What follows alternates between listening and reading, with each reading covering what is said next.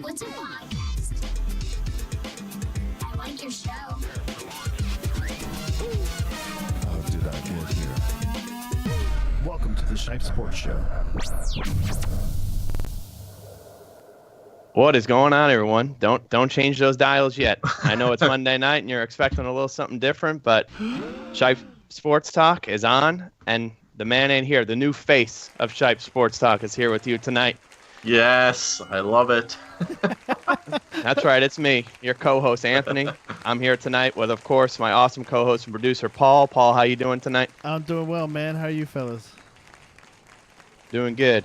And a special guest tonight, and I'm glad we got him on, which is a huge reason why we're here tonight for the NHL edition of this episode on Monday. And that's my man, BOJoeKO. How we doing, Joe? We're doing good. The hostile takeover has begun. That's right. As you could see, like I said, it's just me and Joe tonight. Matt and Chris had things going on tonight, and they could not be here tonight. They will still be here on Thursday night. The two of them will be back for Shipe Sports Talk on its normal Thursday night at 7 o'clock. 7 to 7:30, I should say. So definitely tune in again on Thursday. But for now, we're taking over Monday night, and we're here to talk about NHL. But before we get to that, let's quickly talk about this huge NBA draft is also coming up as well. The big move that everyone's talking about, and I'm sure Joe's heard a lot because he lives in the area. The buzz is all about the Philadelphia 76ers trading with the Boston Celtics and getting the number 1 overall pick for their 3rd overall pick and a future first-round pick, whether it be 2018 or 2019. That's still into consideration. So, Joe, as a Sixers fan, what's your take on Markelle Fultz joining the fold now with that young core already of Embiid and Simmons? You know, how do you feel about adding him to the fold? I think you can describe it in 3 words. Trust the process. Nice. I'm excited for it. A lot of people are really high on him. I feel like that move had to be made because if they were to keep that pick at number 3, I don't know who was projected that the Sixers were going to take at that point. I heard Josh Jackson, but we know the Celtics were really, really high on him. They probably would have taken him regardless if Fultz was up there or not. I feel like they were really high on him and wanted to take him at number 1 regardless. But I feel like it's a really good deal that's made. He seems like a really good point guard. I don't watch basketball too much, but now that we're gonna have I think 2 first-round picks, 2 first overall picks, hopefully on our team next year. And yeah, it's really exciting. I think this team is. If they can continue to play, obviously we have to see what Ben Simmons is going to do. But if Embiid plays the way he did last year, and if that team stays healthy, I feel like that's one of the main causes right now, is if the team could stay healthy. I could see them making it into the playoffs for sure. I don't see them going far, but I think they could definitely be a team that makes the playoffs in a very weak, I guess you could say, Eastern Conference. Yeah, I 100% agree with you on that. I think that they could definitely make a push for the 7 or 8 seed this coming season, especially if Fultz, plays to the ability that you're seeing what he did in college, and then if the team is healthy, which is a huge thing that they've had an issue with over the past couple of years. So it's definitely something to keep in mind. On the Boston side of that trade, Boston gets the guy they want, and again, I don't know, Danny Ainge just makes all kinds of moves. I mean, as you can see with what they did to Brooklyn, I mean, the Nets are still giving up first-round picks, and some of these guys that they traded for have been retired now for over a season. And even next year, the Nets still owe them a first-round pick for that trade that happened 5 years ago. So Ainge is a very smart man. He's going to get the guy he wants at 3, and he's going to get a future first-round pick in return for it. And like you said, the Sixers get the guy they want in Fultz. They don't take the risk of the Lakers taking him at 2 because after Lonzo Ball's workout, they're saying he looked very out of shape, and there's a chance now he's sliding. And some teams that are later on in the draft after the top 10 are saying that maybe they're going to move up to grab him later in the top 10 because of the fact that he will slide out of the top 5, it's looking like. And the Lakers are now saying that they're very high on another guard. I'm sorry. Let me make sure. Yes, another point guard from Kentucky, De'Aaron Fox, that they'll probably take at 2, which allows Johnson to go at 3. And there's really no talk of Lonzo Ball going right there at 4 either. So, I mean, there's a chance that he takes a bit of a slide. But you got to think that maybe, Phoenix or Sacramento might be a team that takes a shot. But a lot of people are very high on Jason Tatum from Duke. They like his intangibles. They like his athleticism. he's not being talked about as much, but they think he has all the tools to be a successful player in the NBA. So I could see him possibly jumping up there as well into the top 5, at one of those teams. So I think it's going to be a very interesting draft. Like I said, Lonzo Ball has really, him and his father have really, set the tone with the way that the two of them have been making all these media appearances, especially LeVar. So hopefully for Lonzo Ball, he gets a shot still because he does have talent. You saw at UCLA, but you got to work out for these. Your talking's only going to get you so far. So he's got to prove that he should be there. And yeah, so we'll kind of just leave it at that. We just really wanted to touch on that big trade. The Wizards for our Washington, D.C. metro area people that are watching with us tonight, they don't have a pick actually till round 2 at 52 because the pick that they did have in the first round, they traded to my team, actually, the Brooklyn Nets, in exchange for Bogdanovic that they took over right before the trade deadline to help them in their postseason run. So the Wizards won't be picking until till almost the late second round at 52. So it's going to be a little bit of a wait for them to probably get, and maybe they'll make a move, but it doesn't seem likely that they'll be making any kind of moves. And the big trade already, though, like I said, like we just talked about Flyers. Jeez, we're about to talk about the Flyers when we talk about hockey, but the 76ers and the Celtics making a big trade there before the trade, before I should say the draft takes place. So, Joe, you ready to do what we came on here to do tonight and talk about some NHL? Let's talk about hockey, man. What is hockey? What is hockey? Let's talk about. I should have been. I should have had that ready. Don't worry. We don't want to talk about baseball today because both our teams suck. Yeah, we don't want to talk about baseball. Congratulations while we're talking about it to the Nationals. I know Matt is very happy about that. They are just a commanding lead in the NL East, and it doesn't look like it's going to come to a short anytime soon. So they'll keep that up, and that'll be talked about, I'm sure, on Thursday. And I'm glad I won't have to be there to listen to the gloating of the Nationals' success so far this year. But let's talk about the expansion draft Wednesday night. The teams have submitted their players. Some surprises, some not so big surprises. A lot of players out there that are very talented. So the question is, who lands where when it comes to Vegas? Do they take a top player, or do a lot of these deals that are being talked about take place? Do you possibly see, for instance, the Islanders are one of the teams that are saying that they're going to send their 15th overall pick in the first round to Las Vegas to secure all of their forwards since they only protected 3. And since they thought their defenders were higher regards than their forwards, and left a lot of people with talent out in the open there. And we're going to get right into it with other teams that will do that. I did just see some breaking news I shouldn't say it's a rumor at this point, but it was reported that the Islanders are now likely to lose winger Nikolai Kluman. Is that right? Kuhlman. Yeah, I saw that too on TSN. So they're saying now that after them saying that they might send their first-round pick to protect all forwards, now there's talks of possibly a forward going to Vegas in this expansion draft. So we'll have to see how that takes place. But without further ado, before we actually talk about who we're taking and then how it let's talk about how it breaks down how Vegas has to take. First and foremost, Vegas has to take 30 players, one from each team. So after the lists were submitted to the NHL and Vegas saw them, Vegas now has the opportunity to take one player from each team with a minimum of, they have to take no less than 14 forwards, 9 D-men, and 3 goaltenders.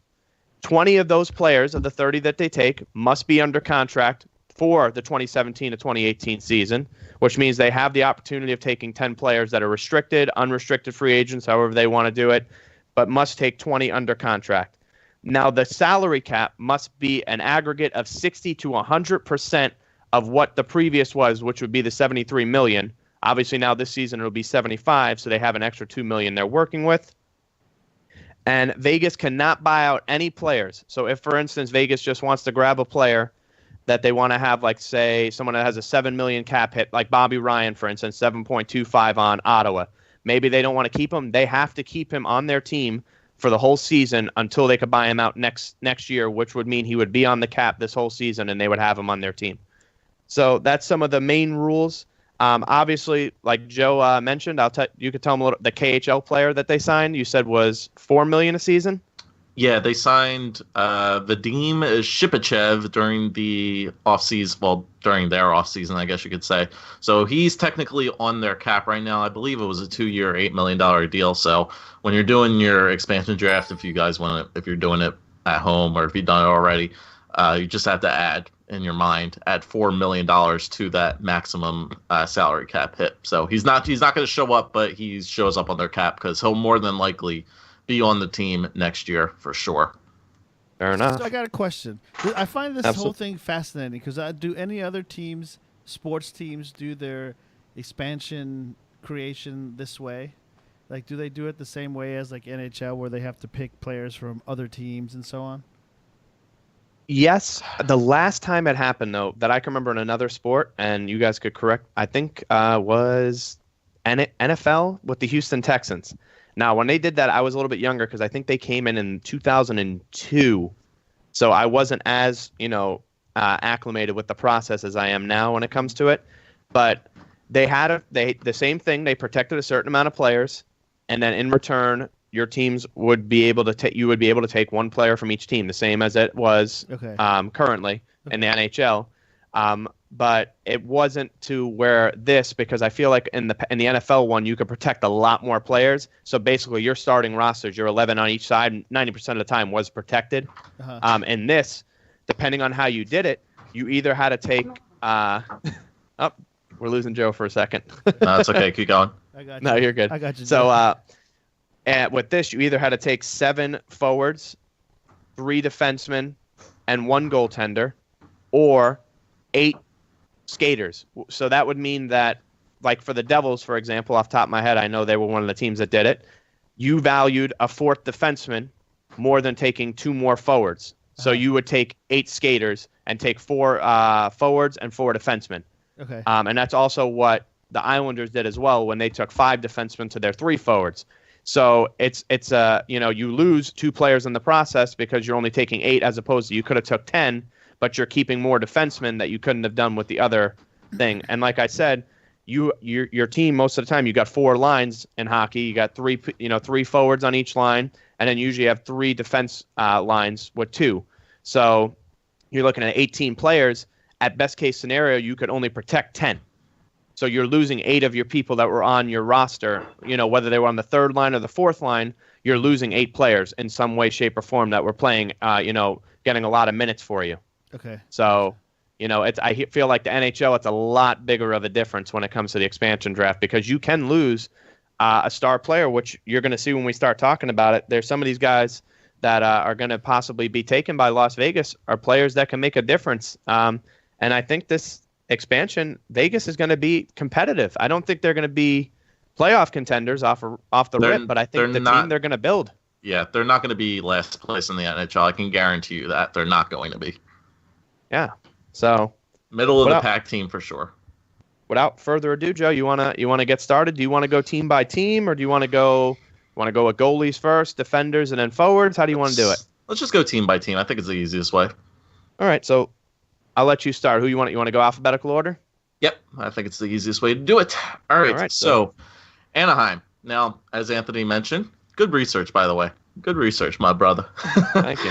All right, so we know that there's every single NHL team is in talks with Vegas right now because George McPhee has said that he's giving each and every single NHL team time to talk. He's going to listen to every single offer that they have going to Vegas, whether they want to give them picks, they want to give them prospects, because even though all these teams are exposing some really good players, they don't want to lose them. So some teams are going to do whatever it takes for them to give to Las Vegas in order to protect those players. That's why we heard some teams are offering up first-round picks or offering up certain prospects like that so that they won't take these certain players. So Vegas also has the first negotiating rights, which happened on Sunday after the protected lists were released, to talk with any restricted or unrestricted free agent. So we won't know if Vegas actually took one of those players until Wednesday night when they announced their team. So in addition to, obviously, like I said, listening to all these NHL teams, they also have first rights for any player that's contract is up before the start of next year. But going back to Anaheim, that's one of the debates right there. I think it's obvious that it's either going to be Josh Manson or Sami Vatanen that gets taken here, one of their two younger defensemen.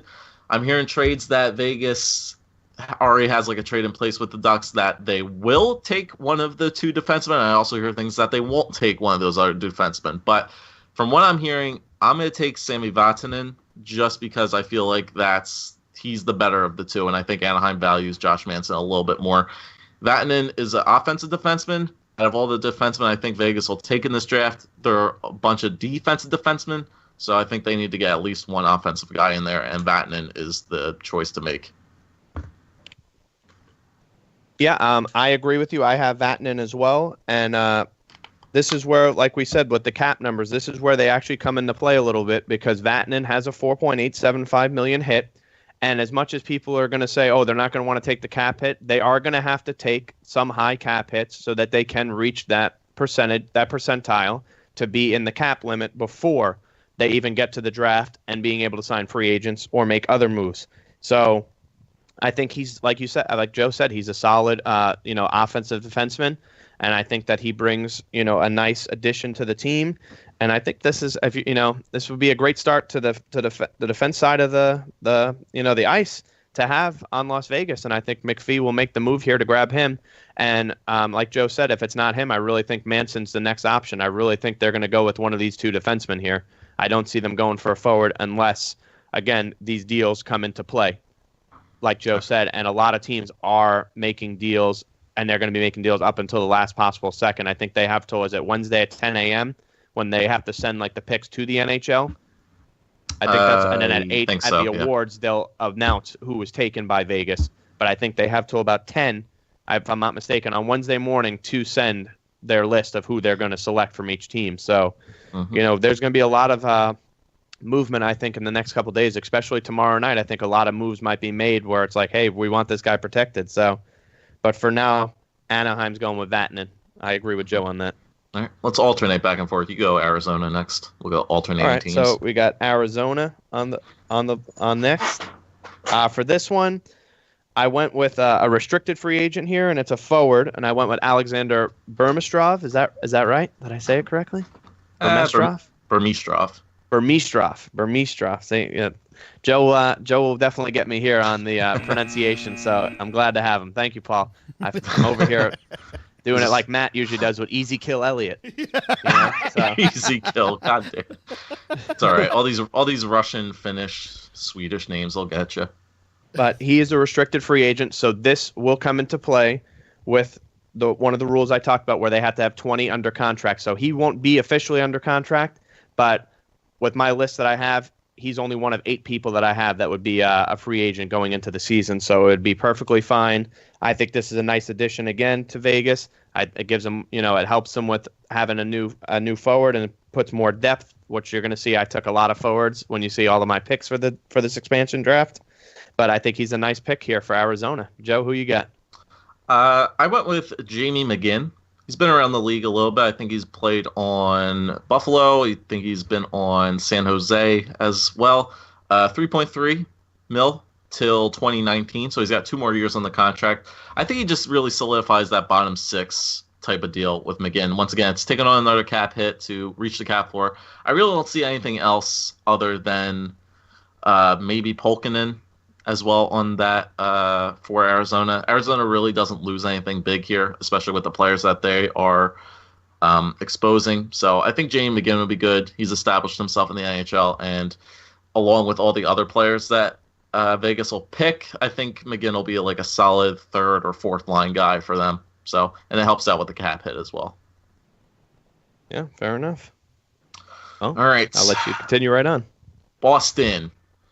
Now, they could go, what I think you went with is this is their first opportunity to take one of the better goaltender prospects that are available with Malcolm Subban if they were to go that route. However, I think they continue to build up some defense right here. If they wanted to go forward, I could see them taking a guy like Jimmy Hayes would be a decent player to choose from, but I'm going to go with Colin Miller from the Boston Bruins on defense. I feel like it's very bad that they had to expose him, but I feel like that's who they choose.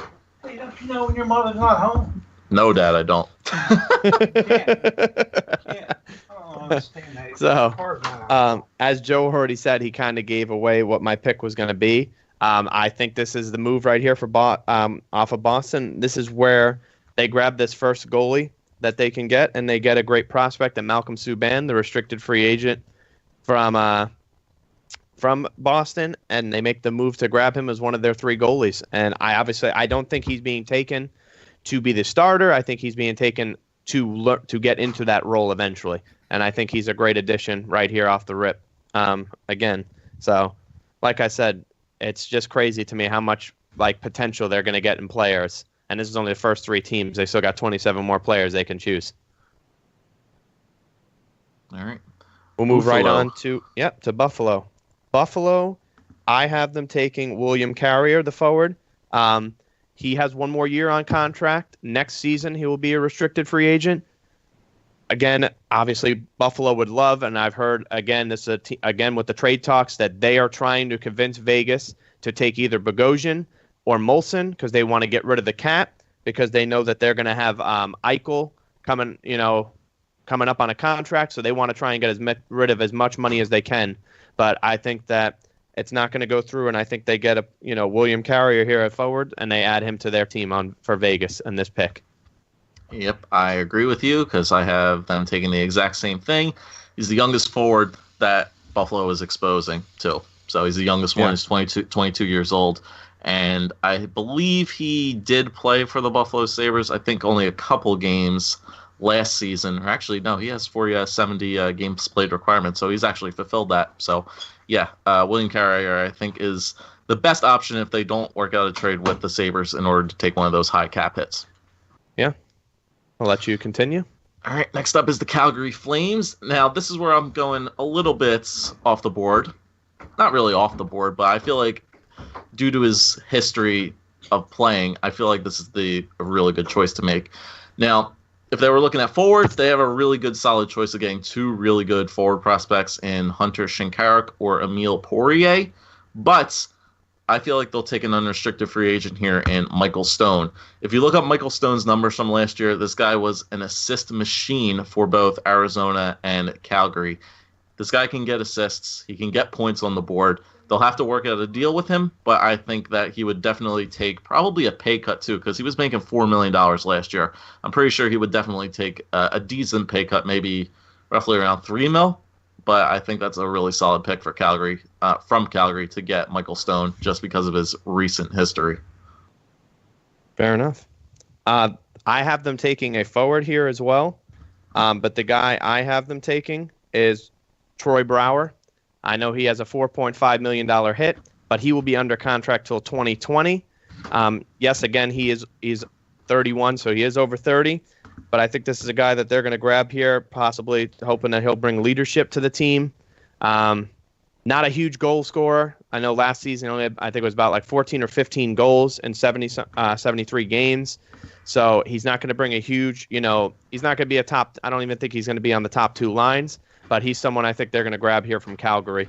And they're going to get a pretty decent player in the process. And again, under contract till 2020. So someone they won't have to worry about having to, lock up for the long term. They'll already have him on the team. Is it my turn or your turn, Joe? Can't even remember. Yours. Mine? Mm-hmm. All right, so we're going to Carolina, the Hurricanes. This pick, again, I got another guy, a little bit older, but pretty good, scrappy kind of player that can make some plays and get some goals. And I got Lee Stepniak, the former New Jersey Devil. Uncle Lee. Uncle Lee, that's right. I was a little upset when they traded him to Carolina last season, but hey, it might work out for him. He's going to looks like he might be going to play in Vegas and start with a fresh team. And he's under contract again, only for till next season. He'll be an unrestricted free agent, but I think that's the move here. A 2.5 cap hit. Really, no one else jumps off at me as someone they might want to take here. So I'm going to go with Stepniak. Who you got, Joe? Yeah, I could see them taking Stepniak too if he goes back to his New Jersey Devil ways where he scored 20 plus goals. Yeah. Mm-hmm. So I'm going with George McPhee's motto of taking youth. So the next best forward I think that they have available to choose is Joachim Nordstrom, who is a former Chicago Blackhawk player. 1.2 for next year. Once again, I don't think he might barely crack the lineup, but I can see him as like a depth player that they would be able to use. I'm just gonna go by George McPhee's motto of keeping that youth up, but I definitely can see some reasoning for Stepaniak there too if he can continue to play. Because I mean, he's 34 years old and he's still kicking around. He's still getting close to around like 20 goals per year, which is pretty awesome. Yeah. Okay, you have the fun job of the Blackhawks. Actually, no, Me. I do. It's you, yeah. I do. All right. And I have to talk about this too because like there's definitely trades in place with this team. Now, Chicago has two players in particular that I know they want to keep on defense. They want to keep James's brother, Trevor Van Riemsdyk, and they want to keep Ville Polka, who is a decent prospect. However, they're trying to work out a deal with Vegas so that they will take Marcus Kruger off their hands because Chicago needs cap room badly. They need cap room. Chicago right now is the only team with the increased cap. Chicago is the only team right now that is still above the salary cap by $2.5 million. It's not even like they're over by point something of a million. They're over by 2.5. And if Vegas does them the deal of taking Kruger, that relieves them of $3 million off the cap for till 2019 because that's when Kruger was on there for. If there is no trade in place, I see them taking Trevor Van Riemsdyk over Polka because Polka doesn't have NHL experience. He's only been playing AHL time. And Trevor Van Riemsdyk has been playing there for the past 2 years. But I still think Chicago has their ways of making trades go through. They need some cap room, and I think they'll do whatever they can to make sure Vegas takes Marcus Kruger off their hands. All right. I actually have them taking one of the defensemen you talked about, and that is TVR, James's younger brother, Trevor Van Riemsdyk. I have them taking him here. Under $1 million contract, going to be a restricted free agent next year. Upside because of his youth. And again, like you said, that's going to be McPhee's really, motive here is to get young. And I think TVR is the player here that the Blackhawks are going to want to take. Next up, the worst placed team in the NHL. Yeah. Kruger, I agree with you. They're going to want to get rid of his cap hit. That's been their number one thing. But what they're going to have to give up to do it is the question still to be had right now. So for the Avalanche, I have them taking another restricted free agent, and I have them taking Joe. You're gonna have to fix it for me because I'm gonna say it wrong. Mikhail Grigorenko. All right, I was right. All right. So I have them taking a forward here from the Avalanche. Obviously, the big players, they protected most of them that you would think that they would keep safe. A couple other players jumped off at me. I didn't think they were going to take Carl because of his cap hit, obviously almost $5 million. They're not going to want to touch that. And he's signed through 2020, so not someone they're going to necessarily want. I think that this play here, he's a restricted free agent. So it's someone they can, negotiate with immediately and get a contract and get him on something cap friendly for them right off the rip. And it's a player that will be helpful to the team. Mm-hmm. What do you got, Joe? Who you got the Avalanche taking? I got them taking their very first goaltender right now in Calvin Pickard. He's going to be a really great backup tendy for when we get to later teams. I'm pretty sure both you and me will have them taking the exact same goaltender that we're thinking. But a $1 million cap hit for a goalie is fantastic. He's only 25. He played pretty much all last season with Semyon Varlamov, their main starter, out with an injury. They're exposing him for some weird reason. I don't know why. It's not his fault that the team in front of him sucked. And he played he didn't play amazing, but he played decent in his offseason or when the IIHF tournament was going on for Team Canada. He was Canada's starting goaltender. And he played pretty decent. So I think that's the reason they go with Pickard. Defense, I don't see anything, nothing that stands out to me incredibly great other than Duncan Siemens, who was a prospect. Got their boy Jelena still there. That's fun. But yeah, like you said, Soderberg's cap hit is way too big. Grigorenko would be the only other forward I see them talking to. If they wanted to go, once again, for some more depth, Joel Colborn is there. He's a really good depth guy as a center. But I think Pickard as a goaltender is really, really a good choice. Okay, the Blue Jackets. There's trade talks with these guys, too. Columbus, apparently, from what I've heard, I've been hearing like crazy amounts of different things. I've heard that them sending former, you remember David Clarkson, Anthony? You remember him? Oh, God. Apparently, David Clarkson's contracts, Columbus's first-round pick, and something else might be going to Vegas so that the Blue Jackets don't lose either William Karlsson, Josh Anderson, or one of their goaltender prospects, Eunice Korpisalo, to Vegas.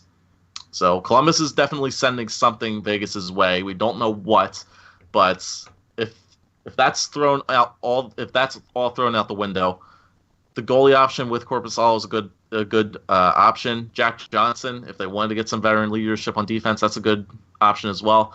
But I think that trade will go through with Columbus in some fashion, and the Vegas Golden Knights will not take Anderson. They won't take Karlsson. Next best available thing is Matt Calvert. Okay.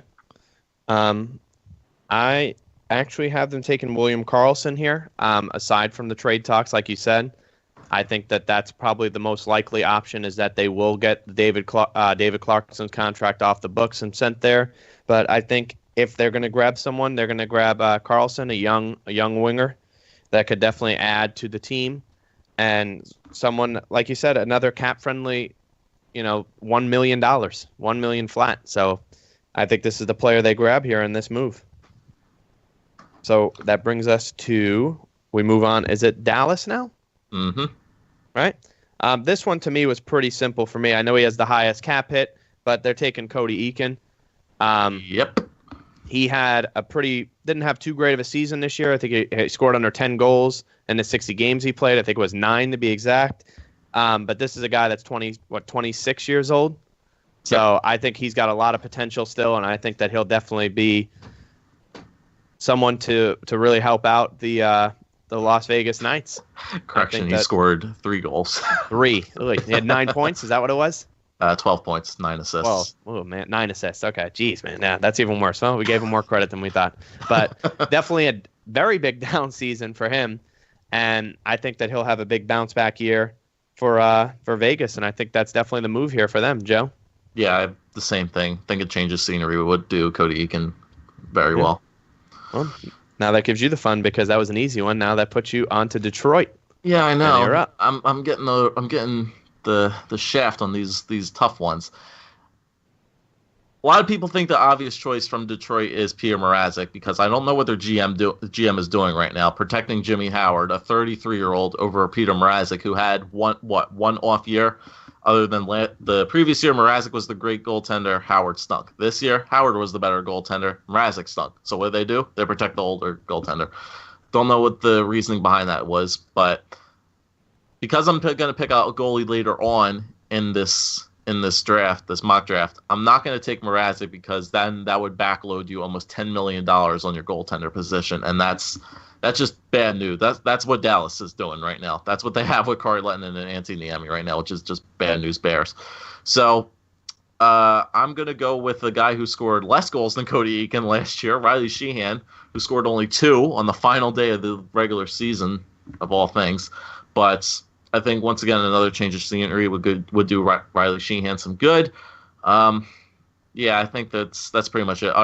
Other than that, nothing really spectacular on defense other than Xavier Ouellet. They're not going to take Cronwall. Guy's 36 years old. Not going to take that. I'm surprised they exposed him though. But yeah, I think Riley Sheahan. I probably think you're going to take the goalie though. Yeah, I'm going to keep it short and simple for you. No suspense. I am taking Mrazek. Like you said, he had one bad season. I think the Red Wings chose the wrong person to protect, and I think Las Vegas will make them pay for it by taking Mrazek and them having a pretty solidified 1-2 goalie that will be competing in training, which we will get to later on when we get to that team. So let's move right on to the next team. Is this maybe a tough one for? Let's see, Edmonton. I think this one was pretty simple too. I have them taking Griffin Reinhart, the restricted free agent defenseman. Solid, young guy. I think that will help the team again. And really not much more I really have to say about it. I think that this was a pretty simple pick for me for them to take him here for Reinhart.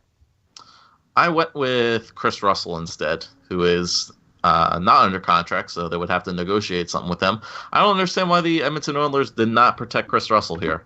It's very odd to me. I know he's 30, but he was arguably one of Edmonton's best defenders last season.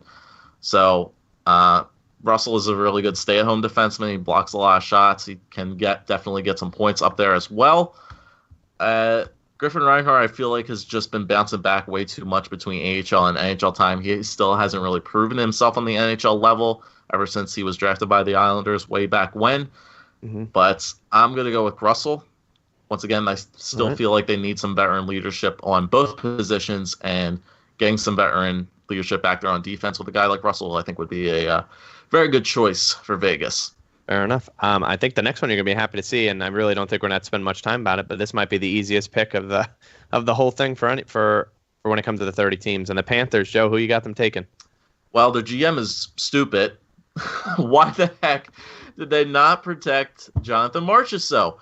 With $750,000 cap hit. He scored 30 goals last season. 30. That was their offense. 30. I don't understand how you let a 30-goal scorer go unprotected. I don't care if he's never going to have that season again. He might, though. That's unreal. Under $1 million, the guy scored 30 goals. I mean, you can't let that guy walk. The only other person I could see them take is Riley Smith, but his contract's terrible. $5 million. They should take Yager, baby. The fountain of youth. The fountain of youth. Yeah, 45 years old. Fountain of youth, my butt. The only other person I could see them take is Riley Smith, but $5 million for another 4 years. That's no bueno. No, Jonathan Marchessault is the easy pick. You can't let. I'm really glad you got that one too. You can't let a 30-goal scorer go unnoticed right there. No, that's without dumb. question. I'm glad you got that one too, because I was going to have an issue with pronouncing it. So there's not much more I need to say here. I 100% agree with that pick. I think this 26. is one of the. I think this is one of the picks that is going to be a huge, huge help. And I think if this guy has the season he had last year, it's going to be a big deal for Vegas to add into the fold to have the 30-goal scorer on their team. So, and it's sad that he might be like a third-line player on their team too. Yeah, it is. Well, you actually do get an easy one next up. The Los Angeles Kings. Mm-hmm. I got them taking Braden McNabb, the defenseman. He's under contract this season for $1.7 million. I think this is a pick that'll be helpful to them for the defense. Not really much more to say. I think, again, looking at the team, not really anyone that jumps off at me that they should grab other than him. I think this is a pretty simple pick, like Joe said. The last two have been very simple for me for the choice. Yep, I have Braden McNabb too. There's really nothing else. All the other forwards, their cap hits are too big. Brown's contract's terrible. Marian Gabourik's contract's terrible. Trevor Lewis's is okay. It's 30 though. It's pushing it a little bit.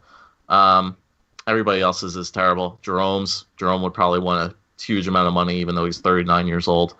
Yeah, there's nothing really else there. Braden McNabb is the best choice on defense. Yeah. Oh, great! I get Minnesota. Lovely. I'm getting all the. You're giving me all the tough teams here, man. Okay. Right. Another team in talks of trades with Vegas. Minnesota did something a little bit smart, though. They have Matt Dumba and Marco Scandella available. This is another team that is trying to protect their D-men. I think those are the two options if you're looking at defensemen to take. Dumba's 22, Scandella's 27. I have them taking Matt Dumba, but it doesn't really. What's the word I'm looking for? It doesn't shield the fact that Eric Staal is being unprotected right now. Eric Staal was arguably one of the best Minnesota Wild forwards last year, and he still has at least three more good years out of him at a $3.5 million contract. He could arguably be a first-line center on that Vegas Golden Knights team. Eric Staal has obviously a really good history, both playing in Carolina, and if you want to go forward with Eric Staal, you won't be upset with their choice. They could either take Matt Dumba on defense, or they could take Eric Staal on forward. If they're choosing one of those two guys, I think Vegas will be happy with either of those choices. Yeah, I agree with that. They'll take Dumba, right? Is that correct? Matt Dumba, the 22-year-old? Dumba. You Dumba. Right, Matt. Yeah, Dumba. Yeah, exactly. No, I agree. I think they take one of the young defensemen, lower cap hit, younger in age. I think that's the pick here that they take from Minnesota, and I think they get another solid young defenseman in the making. So then we move to Montreal, and it's my turn, right? Mm-hmm. Again, I went young again on this one. A guy that's only played 6 career games in the NHL. He's a left winger, 22 years old, and it's Charles Hudon. I like his potential.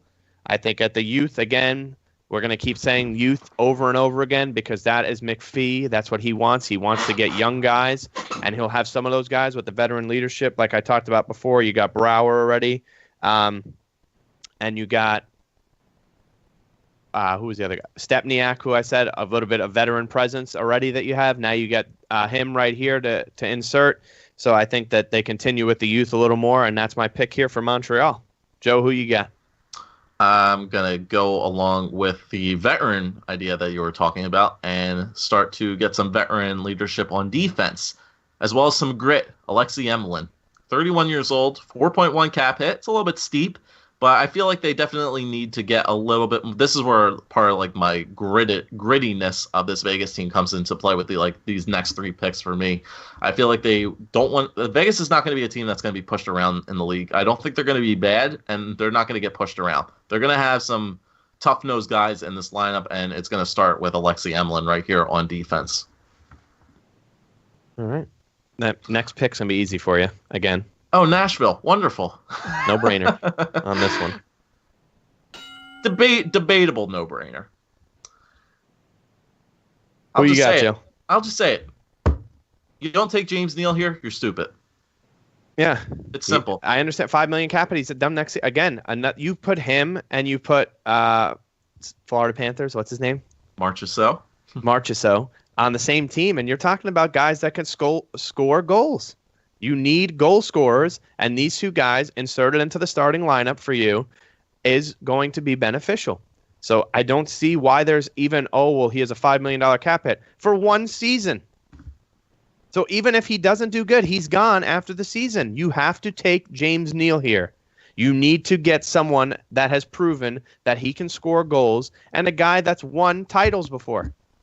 Yeah. It's easy. As much as I hate him, he's a good player. You can't take it. Even though Nashville does have Austin Watson, they have Pontus Aberg, they have Colton Sissons, Colin Wilson, Craig Smith. A lot of their good forward players who really stepped it up in the Stanley Cup Finals and the playoffs in general are available on this list, but nobody can top James Neal right here. It's like you said, it's a dumb pick if they don't take them here. You need, like I said, you need goal scoring. James Neal will give you that. He'll give you grit too. He can throw the body around. Yeah. You get the Devils. Good for you. I'm up too. Joe, we've had conversations about this. You think I'm nuts for the person I think they're taking. He's a little bit older. He's 33 years old. I get that. He's got a $2.7 million cap hit. He is under contract the next 2 seasons. I got them taking a veteran presence here, and I got them taking Ben Lovejoy, the defenseman. You're just saying that because you want cap relief. No, and it's a mixture. It's a mixture. I've went back and forth on him and John Merrill. I know people are saying that they might go after Bo Bennett. I don't think that Ray is going to let that happen. He traded a 3rd-round pick last year in the draft to get him. I know he's a restricted free agent, Bennett, but I feel like he's going to do some kind of deal to protect him, and I feel like Lovejoy is going to be the guy to go because as much as I'd love to see Camilleri's $5 million come off, he just hasn't been playing to the expectations that we wanted him to play to. And I don't think Vegas is going to want to spend the $5 million there. And again, let's do this for a quick comparison. Let's spend $5 million on Camilleri, or let's spend $5 million on James Neal. I mean, it's like a simple choice. It's a no-brainer. It's a no-brainer to me. So I'm going with Ben Lovejoy. And I got them continuing up the grit for these past 3 picks. DSP, Devontae Smith-Pelly. I feel like he would be a really good bottom 6 player for them, probably more than likely on the 4th line. 1.3 mil for a gritty player, 25 years old. You can't beat that. Okay, I get the Islanders. Lovely. Lovely, lovely. So, like I said, They're saying the trades came through. That it's that it's not official, but they're saying that it's been reported for Kuhlman. Yeah. Who do you have them taking? Weird. I had them with throwing that out the window. The rumor that we heard before was that the Islanders would give Vegas their 15th overall pick in return that they wouldn't take any of their forwards. And the notable forwards, Clutterbuck and Zizekas are okay, but they're fourth liners and they have $3 million cap hits. I wouldn't see them taking it anyway. But Josh Bailey, Brock Nelson, Ryan Strome, Shane Prince are probably the notable guys that I would think they would choose from. So they're giving them their 15th overall pick to refuse from taking them, leaving Vegas with, I think, two options on defense, either with Thomas Hickey and Calvin DeHaan. I'm still going to go with my option of taking Calvin DeHaan, even though the rumor is out there for Nikolai Kuhlman. Yep, I agree with you on that. My thing is, I think now in this trade, supposedly, that Gabrovsky, is that how you say it, is supposedly in the trade to be sent in this deal for the 15th overall pick. Oh, Grabowski. Yeah. He's not playing. Oh, he's on He's been out, injured. He's on the injury list. Yeah, he's on LTR. Yeah, so he's on. They're saying he would be sent as well as part of that deal to keep their forwards intact. So interesting to see how that pans out. But I agree with you. I have them taking Calvin DeHaan. I think that he's another solid defender, and I think that they wanted to protect him too. But unfortunately, they protected 5, and you see how many forwards they already left out there. So they had to leave at least one or two defenders out there that possibly could be someone that Vegas looks at. And I think that that's the move they make here. A restricted free agent again, but I think that's the move here for the Islanders. Yeah, I agree. So that brings us to the next New York team. The player I have them taking is a former Islander, and that's Michael Grabner. Very fast skater, can score goals again, beneficial to Vegas. Once again, another player that is gritty, can skate past a lot of people on the ice. One of the faster skaters you'll see on the ice on any team, and I think he helps out here, and I think that this is the pick that they should make here is Michael Grabner. He's another 20-plus goal scorer, 1.6 cap hit. Yeah. That's unbelievable. 29. He scored 20-plus goals this year.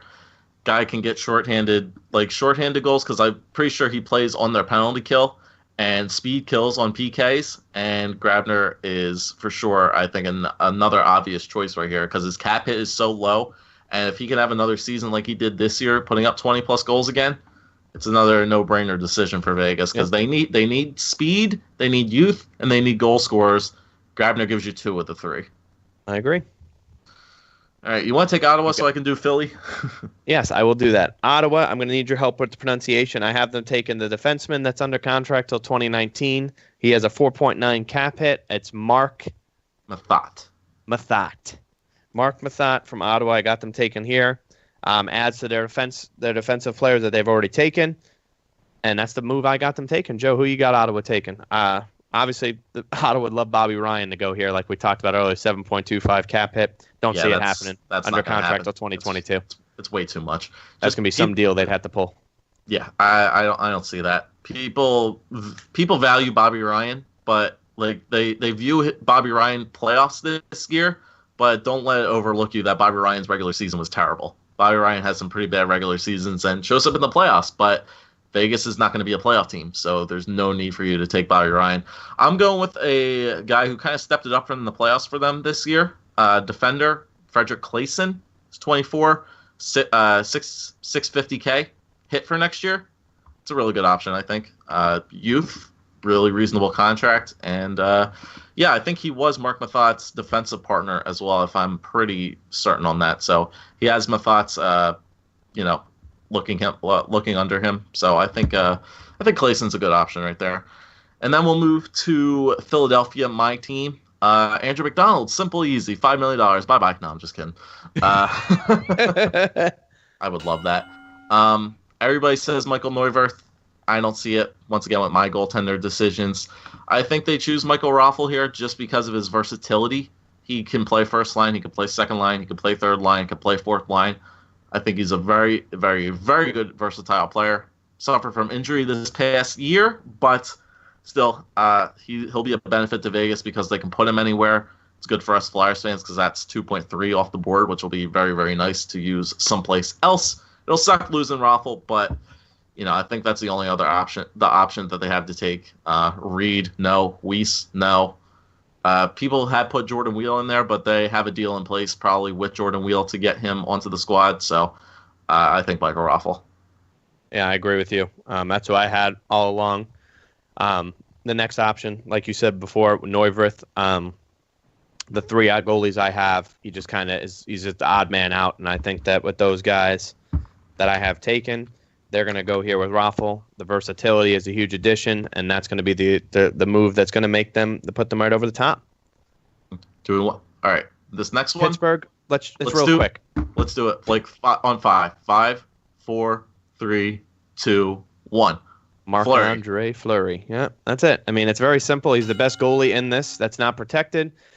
His no-move clause was waived in order for him to be put in this expansion draft. It's a no-brainer here. He's your starting goalie. Obviously, I have them taking Mrazek as well from Detroit, so that gives him competition. But I think Marc-Andre Fleury is by far the best goalie in this expansion draft. And yes, $5.75 million cap hit, but it's going to be worth it because it gives you someone that can contend and actually be a starter and make plays. So that's the move I got. Yep, I agree. San Jose? Yeah, you want to take that one? Yeah, I got another former Devil that we used to have, Mr. David Schlemko, the defenseman. A guy with a 2.1 cap hit, 30 years old, can bring stuff to the table. Not a big goal scorer again, but his plus-minus was +2 for the season. +2 in the playoffs. Didn't play many games this year. Finished 0 with a plus-minus. Only in 26 games appeared, but in the 6 games he appeared in the playoffs, had 2 goals, +2. So for a guy that usually isn't known as a goal scorer, can bring something to the table. Again, not going to be a guy that you're going to be talking about flashy pick, but maybe your third line defenseman here in Schlemko.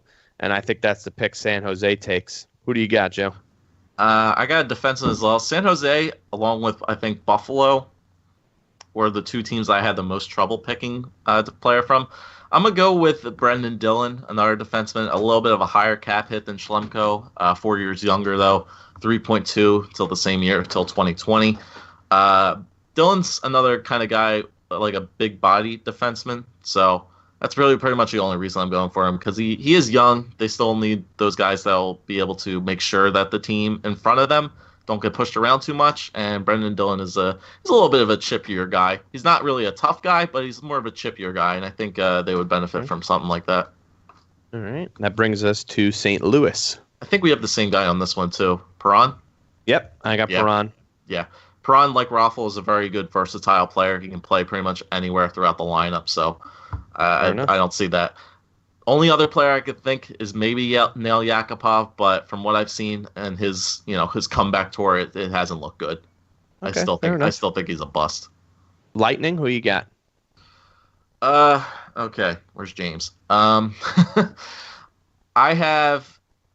narrowed it down to 3. I had it between Slater Cuckoo, Jake Dotchin, and Andre Schuster, and I went with Andre Schuster. Guy's a big body defenseman. I'm pretty sure he's like 6'8". The reason I went with him is because he's a workhorse defenseman. He only missed 1 game last year. He played 81 games for the Lightning. That's not a guy that's going to get you many points, but he's a very good defenseman. Lightning fans say he sucks. I would beg to disagree. I think he'd be a really good penalty killer for them. And once again, more big-bodied, and he's young. He's only 26. All right. I actually have them taking Cedric Paquette, from the Lightning, the center. Young guy again, 23 years old. A little bit surprised that he wasn't protected because of his with the Lightning. But again, they had a lot of guys that they were making sure that they kept. Am I still there? Did I lose you guys? No, I think you're good. Yeah, all right, I don't know. Something happened here. All right, as long as you guys can still hear me. So I went with Paquette here. We can see you too, by the way. Yeah, I can't see you guys, but as long as you can hear me, that's a good thing, right? Yeah. So yeah, that's my pick there. And who does that bring us to next, Joe? After we go to the Lightning? The Pick Your Poison team, the Toronto Maple Leafs. Right, and this was another team I think that was in on trade talks. Is that right? I don't think so. Just because of the fact that the Maple Leafs team is so young, realistically, there's nothing I see that Toronto loses from this. They pretty much, obviously all their star players are either young, RFA, or, that could be exempt. Matthews, Marner, Nylander, they don't have to protect those guys. And the players that they did protect, like Bozak, Kadri, Morgan Riley, they didn't have to, they used their protection slots to protect them. So they get a forward prospect here, either Kirby Reichel, Seth Griffith, or Brendan Leipsic. Toronto fans, I think, are the highest on Brendan Leipsic, so I just went with him. Okay. You want to take the next team? Yeah, Vancouver. I'm sorry, I agree with you. I didn't even tell you my pick. I agree. I have Leipsic as well. Mm-hmm. My apologies. I think we have the same pick on this one too. Brendan Gaunce from Vancouver. Yep, restricted free agent. Yep. Yep. There's nothing on Vancouver once again. There's only two big cap hits on Vancouver. It's Derek Dorsett and Lucas Spiza. I don't think they would take either of those guys. They get a prospect of some sort from Vancouver, and it's probably Brendan Gaunce. And that brings us to the Washington Capitals. Yeah. This is a team, obviously, we talk about a lot on the show. When we talk about the draft, we're going to talk even more about them. Obviously they don't protect TJ Oshie. He's technically an unrestricted free agent. There is talks that they're going to get his contract worked out. Really, no one on this list jumps out, but the big one to me was Nate Schmidt, their young blue liner that has a lot of potential, that is going to be a restricted free agent, but was not protected, and that's my pick here. Obviously, Shattenkirk's there too on the defensive side, but again, another unrestricted free agent and a guy that's going to command a lot of money on the open market. So I don't think this is a player that the Golden Knights are going to want to really be in on. And I think that's why the move here is Nate Schmidt, the restricted free agent from Washington, and I think they lose a player that they really didn't want to lose. And unfortunately, the Capitals really don't have much bargaining chips because they don't have a pick until the 4th round, I think, in the NHL draft, if I'm right, Joe? Yep. So it's not like they can offer anything, because Schmidt, I think, is going to be worth, you'd have to give him a top 3-round pick, I think, in order to secure not taking Schmidt. So I think this is the move here for Las Vegas. Yeah. I agree with you on Schmidt if they decide to go that route, but I went with my final goaltender here in Philip Grubauer. It's between Grubauer or when we go back to the Rangers, even though Grabner's right there, I was considering him, Antti Raanta, who's probably one of the better backup goaltenders in the league, arguably could be one of the best starters. But I take my third goaltender here in Philip Grubauer. I believe that playing behind Braden Holtby is a really good plus for that team. Washington suffers from this if they do take Grubauer, because I don't see a goaltender in their system who would be next in line to take that backup role. But I value Grubauer and his cap hit a little bit better, so that way you only have Fleury, Pickard, and then Grubauer, so you're not spending like 10+ mil on your goalies. You're only spending, I think, roughly 6 mil between those 3 guys. So I took Grubauer. Okay. That leaves us with our last team. Winnipeg, Marco Dano. Yep, 22 years old, man. Youngest player available for the Jets, and nothing really else on offense or defense. Even though Toby Enstrom waived his no-trade clause, it's too big of a hit. 5.7 for a defender. I think that's a little bit too much. Yeah, I'm with you. So, now before we move on to the NHL draft, that was a pretty lengthy segment there to get this expansion draft going. Do you have your numbers handy? I do. All right, so we'll just kind of both talk about it real quick. Goalies, we both have 3, right? Mm-hmm. Defensemen, I have 10. How many do you have? 11. Okay, and then on forwards, I have 17. I have 16. Okay, so meets the requirements, the 14, 9, and 3. We're good on the requirements there. Under contract, I have 22 under contract through the season. I have 23. Okay, so again, perfect with the 20. Now, where the fun comes, the cap. My cap hit before you include the player from the KHL that they signed is $57.7 million, which with the KHL player would make it $61.7 million on a $75 million, which gives them about $13.3 in cap space to sign their restricted free agents and their incoming draft class, as well as more free agents that will be available. Mm-hmm. Joe, what do you got? I have your number minus 0.6 because right. you have 57.7. I have 57.1. And then so you're at 67.1 after you include Yep. The KHL player. Okay, so roughly around the same, about 14, anywhere between that 13 to 14 number in cap space. So not terrible. And again, like I said, this team that they're going to have on the ice is a team that can be competitive. It's not a team that's just going to, lose game after game. So it'll be interesting to see how it plays out. Before we go tonight, the expansion draft was our big thing. Let's talk about the NHL draft. That'll take place, is that Friday night or Friday night, right? The regular NHL draft is Friday night. Yes, Friday night the 23rd, right? Again, the expansion draft will be Wednesday the 21st. This week, in 2 days, at the NHL Awards, you'll find out who Vegas's team will be, their first 30 players. So, without further ado, I know Joe and myself have been very excited about this all the way back to, what was it, March? No, April. May. Jeez, was it May? Beginning of May. That's when it was the end of April, early May, right? Yeah. Okay. We found out that the Devils and the Flyers would pick 1 and 2. The odds were not in their favor in the slightest, especially the Flyers with a 2% chance.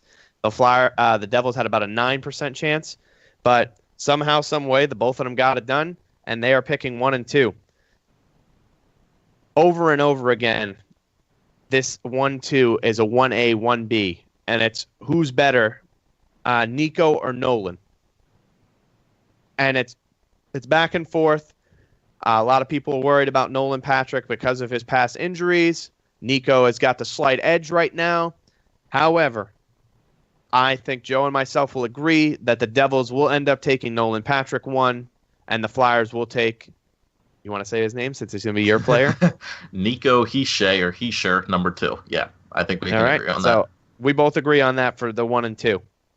Now at number 3, Dallas picks, again, another team not projected to be this high. The lottery was nice to them as well.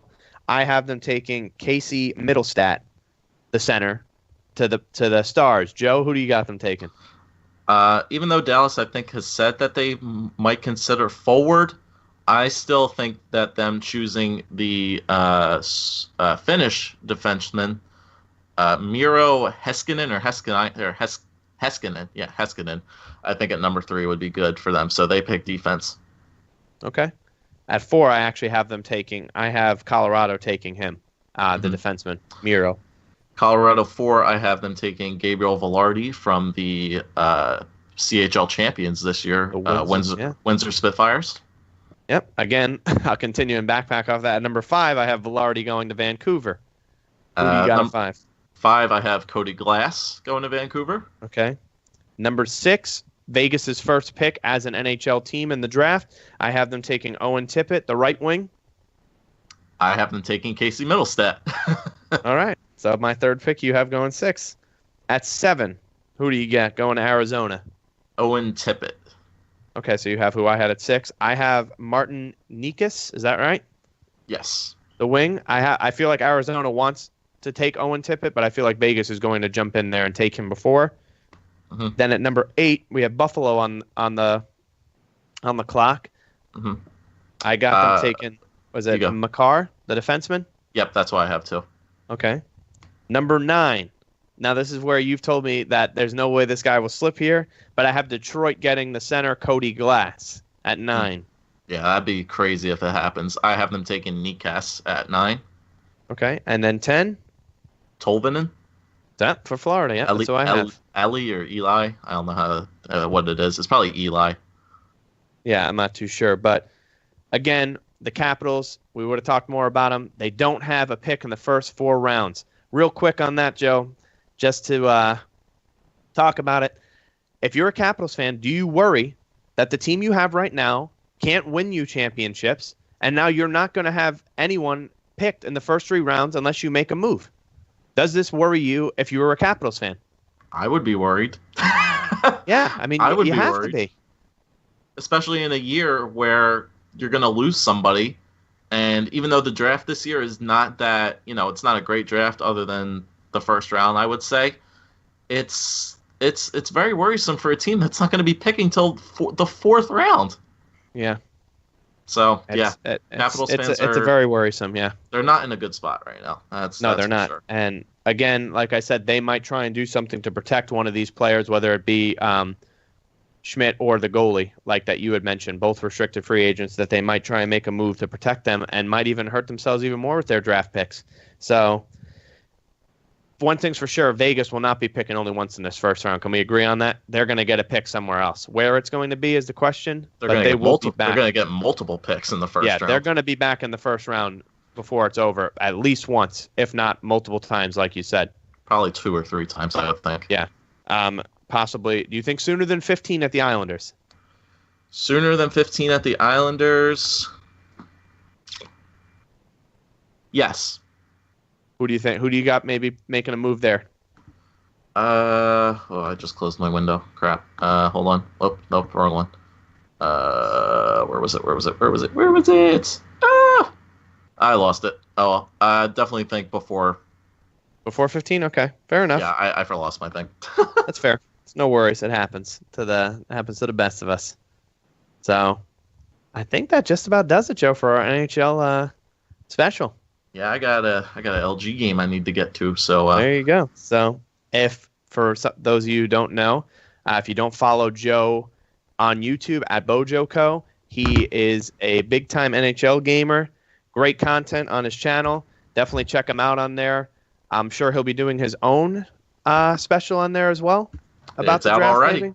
Already. It's already out. So there you go. So definitely check that out. We're glad that we could have him on here tonight and talk about the NHL draft with us. It's always good to get someone with the expertise of knowing the NHL a lot more than myself. Glad to have him on here and really back me up, especially with the names. Definitely have an issue with those all the time. But we wish we could have had Matt and Chris with us here tonight.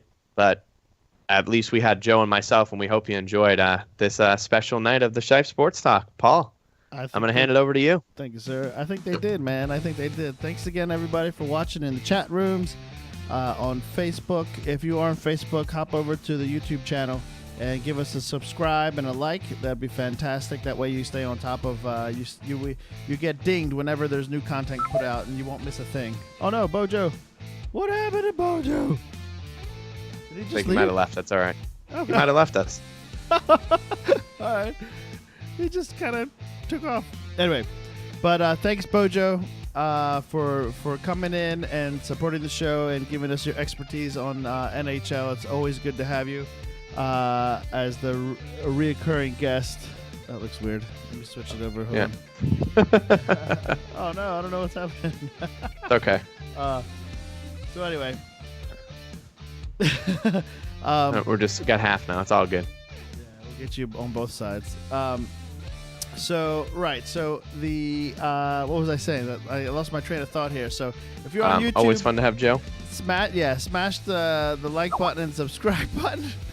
I don't know what's happening. Had to bounce. Sorry. Okay, that's what he's saying. Got it, Bojo. No problem, my friend. If you're on Facebook, give us a follow on the Facebook page as /Shipe Sports Talk, at Shipe Sports Talk on Twitter. We'd love to hear from you, and we'd love to mention you on the show. So make sure you check in the description is Bojo's YouTube channel. Go ahead and click on that. Give him a subscription too. He has great content for NHL. Video games and everything else NHL, so please make sure you take a look at that. His Twitter is at BOJoeKO, and make sure you hit him up there. He'd appreciate it, I am sure. I guess that's all I have. We did miss Chris and Matt. They will be back next week. For sure. Or I guess on Thursday. They'll be back actually. Thursday. They will be back Thursday, yes. Yep. Trying to hold myself so you guys can see me as I finish this one. Finish this episode. Can you move over the other side? There he is. Hold on. Yeah, anyway. But we'll have them back on Thursday. Let me just get this. Look at that. There we go. That works. And then what are we talking about on Thursday? Thursday, I know they're going to talk about baseball.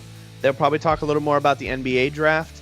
I know we didn't touch on it tonight, but of course the big McGregor and Mayweather fight. More information is being taken about that as the week came out when it came out last week. So they're finding out more about that huge mega fight that's finally going to take place. Right. So I'm sure it's going to be another great show on Thursday. Obviously, for you NHL fans, NHL probably won't be touched on as much. They might touch a little bit on the expansion draft just to kind of tell you about who was taken Wednesday night and how that could impact the NHL draft on Friday night.